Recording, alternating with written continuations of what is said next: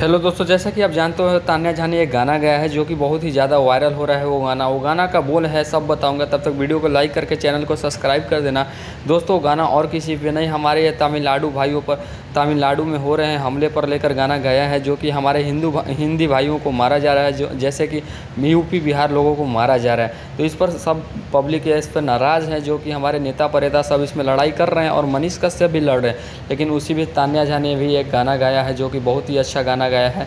यहाँ देख लीजिए, गाना का नाम है, पहले अपने आप लोग जाके ऐसे सर्च मारिए तान्या झा ऑफिशियल, तो ये गाना आ जाएगा। ऐसे सर्च मार के ऐसे लिख लीजिएगा तो आ जाएगा तमिलनाडु वालों को ज़ोरदार तमचा। तो ये गाना करका है जो कि आप लोग जाकर सुन लीजिएगा, ये तो मैं नहीं बजा सकता।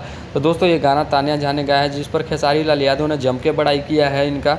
और खेसारी लाल यादव ने यह भी किया है कि अगर इस तरीके से अच्छे अच्छे गाना गाओगी तो मैं अपने स्टूडियो में बुला के तुमसे गवाऊंगा और अपने साथ गवाऊंगा। तो दोस्तों इसमें आपका क्या राय है हमें कमेंट करके ज़रूर बताना।